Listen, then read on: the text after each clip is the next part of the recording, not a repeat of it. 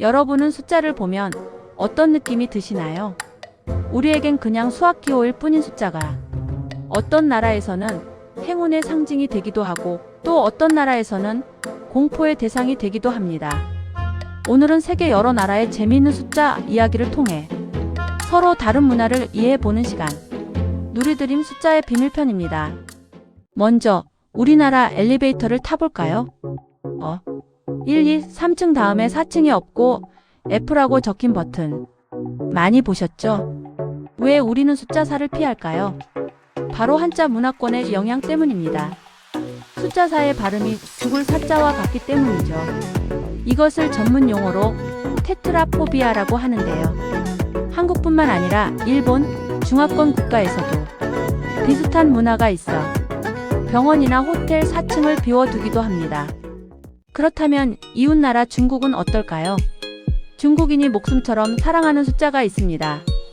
바로 숫자 8입니다. 중국어로 8의 발음이 빠, 돈을 벌다는 뜻의 파차이의 파와 비슷하기 때문인데요. 이 사랑이 얼마나 대단하냐면요. 2008년 베이징 올림픽 개막식을 기억하시나요? 8월 8일 오후 8시 8분에 시작했습니다. 심지어 숫자 8이 많이 들어간 전화번호나 차 번호판은 수억 원에 팔리기도 한답니다. 부자가 되고 싶은 중국인들의 마음, 숫자 8에 담겨 있었네요. 이번엔 비행기를 타고 서양으로 가볼까요? 미국이나 유럽에서는 13이라는 숫자를 매우 불길하게 여깁니다. 유명한 공포 영화 13일의 금요일 아시죠? 이 문화적 공포는 기독교 문화에서 유래했습니다. 예수님과 12제자가 함께한 최후의 만찬에 13번째로 참석한 사람이 바로 예수를 배반한 유다였기 때문이라는 설이 유력합니다.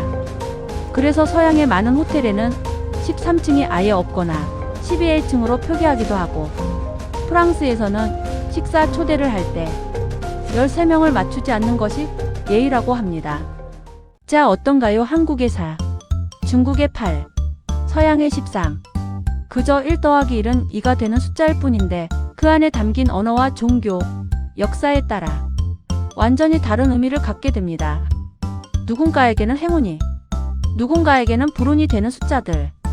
이 차이를 아는 것이 바로 서로의 문화를 이해하고 존중하는 첫걸음입니다.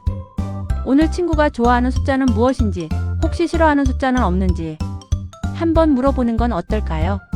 세상의 모든 문화를 담다. 지금까지 누리드림이었습니다. 구독과 좋아요, 알림 설정 부탁드려요.